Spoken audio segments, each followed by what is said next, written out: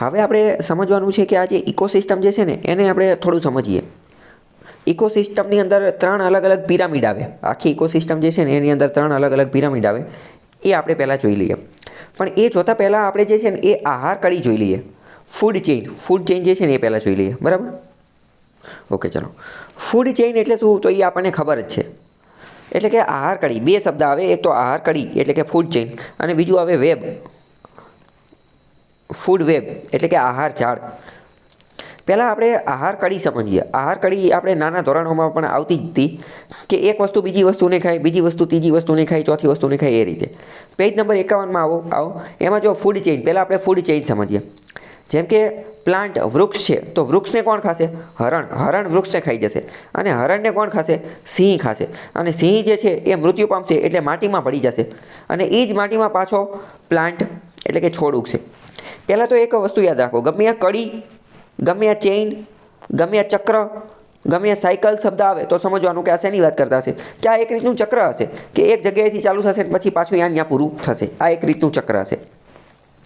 તો આ શું થયું? ફૂડ ચેઇન થઈ. ખબર પડી કે નહીં? નીચે બીજું એક ઉદાહરણ આપેલું છે પેજ નંબર 52 ઉપર. જેમ કે કોર્ન એટલે કે મકાઈ છે, તો કે મકાઈને કોણ ખાશે? તો કે ઉંદર ખાશે. ઉંદરને કોણ ખાશે? તો કે સાપ ખાશે. અને સાપને કોણ ખાશે? તો કે ઘુવડ ખાશે. ઘુવડ જે છે એ સાપને ખાઈ જશે. ઘુવડ વળી પાછું મરી જશે, માટીમાં જતું રહેશે, અને એ જ માટીમાં પાછી કોર્ન, મકાઈ ઉગશે. તો આ શું થઈ ગઈ? Food chain. ખબર પડી કે ન પડી? પણ હવે તમે વિચારો કે શું ઓરિજિનલ ઇકોસિસ્ટમની અંદર આટલું સરળ જોવા મળે છે?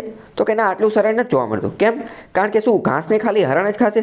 તો કે ના, ઘાસને હરણ ન ખાય. મતલબ હરણ ખાય, પણ હરણ સિવાય બીજા ઘણા બધા લોકો ખાઈ શકે ને.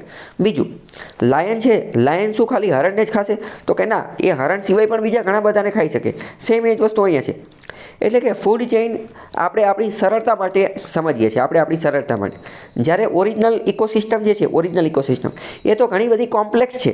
એનો તો અભ્યાસ કરવો બહુ અઘરો છે, કારણ કે એમાં ગમીને ખાઈ લે. આપણે કંઈ ત્યાં ચેક કરવા જવાનું નથી. એટલે આ જે કોમ્પ્લેક્સ વસ્તુ જે છે ને એને નામ આપ્યું ફૂડ વેબ, આહાર ઝાડ. કેમ? કારણ કે એ તો કરોડિયાની જેમ છે. એ કંઈ સીધી લીટીમાં ચાલશે નહીં, એ આડી અવળી લીટીમાં ચાલશે. ફૂડ વેબ અહીંયા આપેલી છે. જેમ કે આપણે સમજીએ કે માઉસ છે, ઉંદર ઘાસ ખાય. બરાબર? ઉંદર ઘાસ ખાય. ઉંદરને વળી કોણ ખાશે? તો કે સાપ ખાઈ જશે. પછી ઘાસ જે છે તો ઘાસને વળી તીતીઘોડો ઘાસ ખાશે ને, ગ્રાસ હોપર, એ પણ ઘાસને ખાશે. પછી વાત કરીએ રેબિટ, સસલું પણ ઘાસને ખાશે. તો મતલબ કે આમાં અરસપરસ આંતરક્રિયા થતી હશે. ગમે એ વસ્તુ ગમીને ખાશે, જે એકદમ સીધું નહીં ચાલતું હોય. તો એને શું કહેવાય? Food web. નીચે બીજું ઉદાહરણ આપેલું છે. જેમ કે ઘાસને જીબ્રા પણ ખાઈ શકે, અને આ ગેઝેલ નામનું એક, અથવા તો સમજો કે હરણ પણ ખાઈ શકે.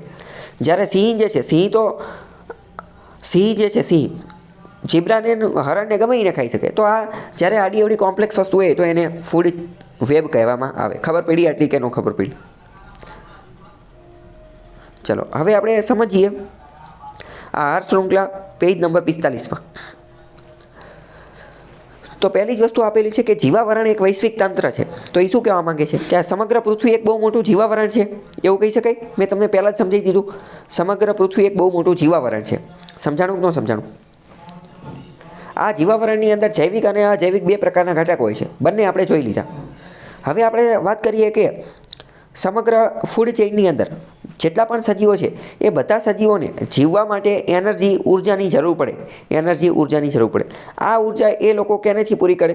તો કે ખોરાકથી અને શ્વસનથી. ખોરાક અને શ્વસન બંને દ્વારા એને ઉર્જા મળે. એક નાનામાં નાનું સજીવ હોય તોય ભલે, અને મોટું સજીવ હોય તો પણ ભલે. બરાબર? મોસ્ટ ઇમ્પોર્ટન્ટ વાત કરીએ તો પહેલાં તો વનસ્પતિ જે છે, વનસ્પતિ. ચલો એની પહેલાં આપણે બીજી વાત કરીએ. મેં તમને બહુ પહેલાં કીધું હતું કે ઉર્જાનો સૌથી મોટો સ્ત્રોત કયો છે? ખ્યાલ છે ખરા તમને? રાઈટ. કે ઉર્જાનો સૌથી મોટો સ્ત્રોત કયો છે? સૂર્ય. સમગ્ર પૃથ્વી ઉપર જો કોઈ પણ જગ્યાએ ઉર્જા જતી હોય ને તો એ સૂર્યમાંથી જ જાય છે. સૂર્ય જ સૌથી મોટા પિતાજી છે, સૂર્ય જ સૌથી મોટો સોર્સ છે. તો પહેલાં વાત કરીએ કે વનસ્પતિ એ સૂર્યની હાજરીમાં પોતાનો ખોરાક બનાવે છે પ્રકાશ સંશ્લેષણની પ્રક્રિયાથી. વનસ્પતિ સૂર્યપ્રકાશની હાજરીમાં પ્રકાશ સંશ્લેષણની પ્રક્રિયામાંથી કાર્બન ડાયોક્સાઇડનો ઉપયોગ કરી અને ખોરાક બનાવે છે. કાર્બન ડાયોક્સાઇડ લઈ લે, વાતાવરણમાંથી કાર્બન ડાયોક્સાઇડ લઈ લે, અને એમાંથી શું બનાવી નાખે? કાર્બોહાઈડ્રેટ્સ બનાવી નાખે. કાર્બોહાઈડ્રેટ્સ.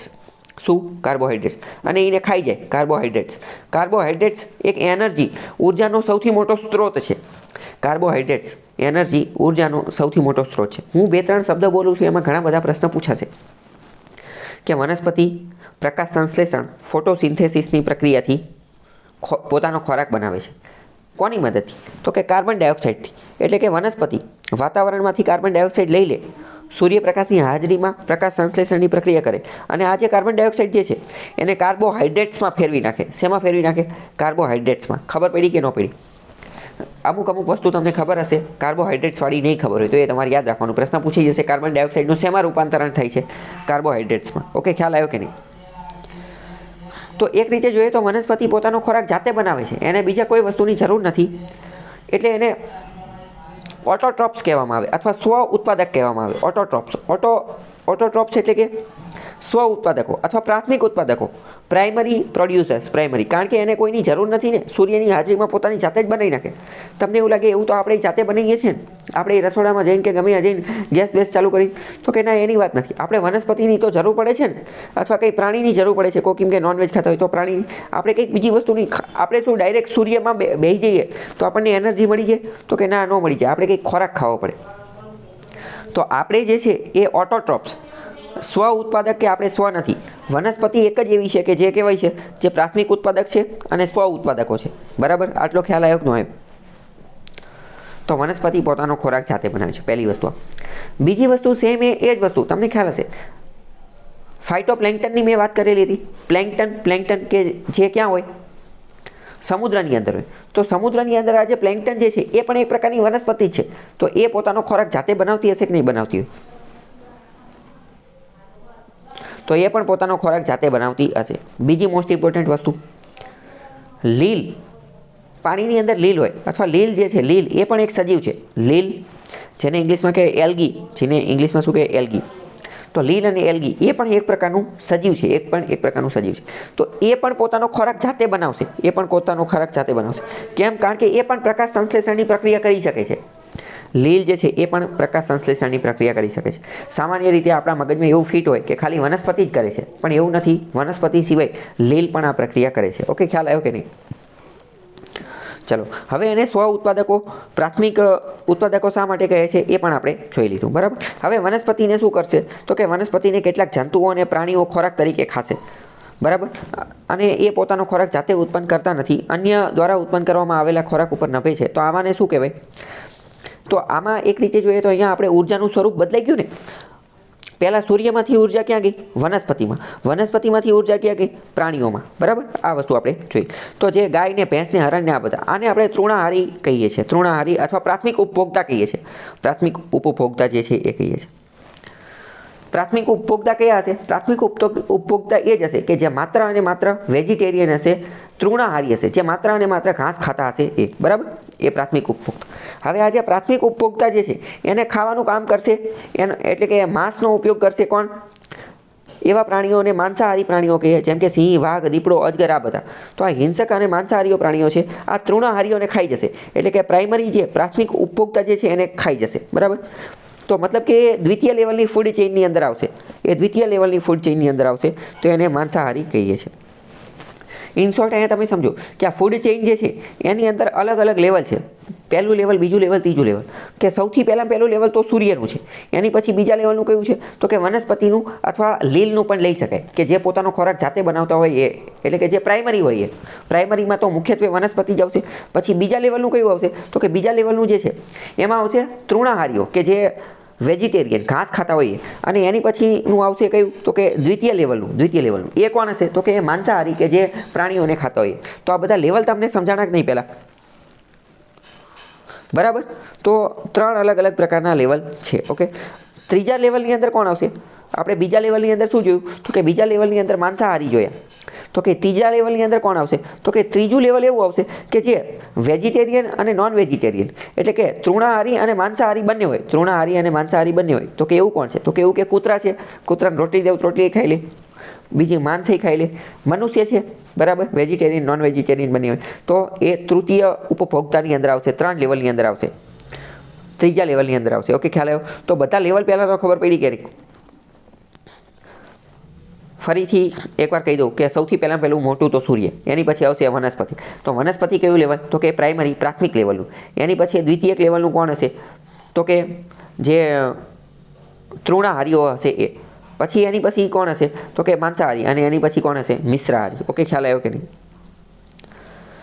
હવે બીજી મોસ્ટ ઇમ્પોર્ટન્ટ વસ્તુ, ચલો આ બધું ખબર પડી ગઈ કે કોઈ પણ મનુષ્ય છે કે કોઈ પણ સજીવ છે તો એનું મરણ થઈ ગયું તો કે પછી તો એની ઇકોસિસ્ટમ પૂરી થઈ ને? તો કે ના, પછી એની ઇકોસિસ્ટમ પૂરી ન થાય, પછી એક નવી ઇકોસિસ્ટમની ચાલુ થઈ જાય.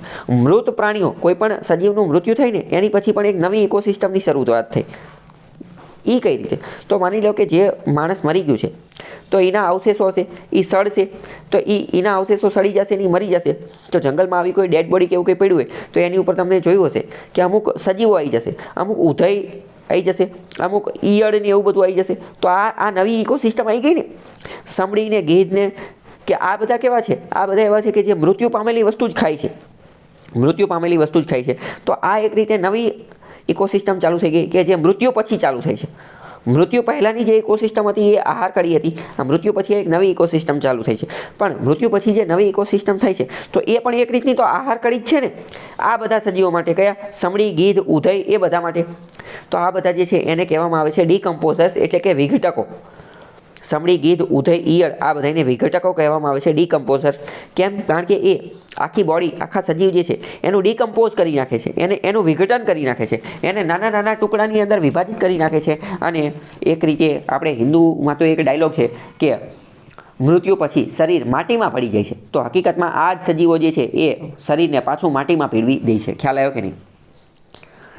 તો હવે તમે વિચારો કે આપણે પણ વનસ્પતિને ખોરાકમાં લેતા હોય છે. વનસ્પતિ પોતાનો ખોરાક બનાવે તો એ કાર્બોહાઈડ્રેટ્સથી બનાવતી હોય છે. કાર્બોહાઈડ્રેટ્સ આપણે વનસ્પતિ ખાતા હોય છે તો વનસ્પતિમાંથી આપણને પણ કાર્બોહાઈડ્રેટ્સ મળતું હોય છે.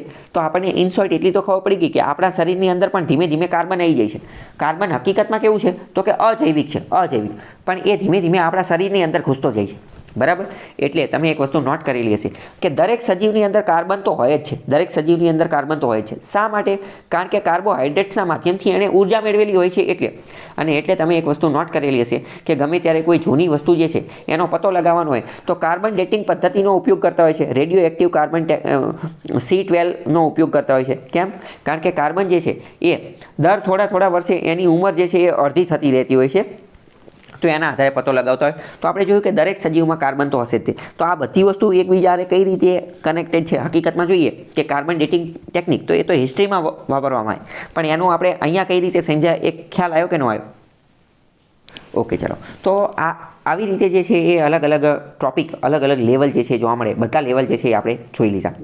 ફૂડ ચેઇન અને ફૂડ વેબ શું છે એ પણ આપણે જોઈ લીધું. બરાબર? આટલામાં કંઈ ડાઉટ હોય તો પૂછો.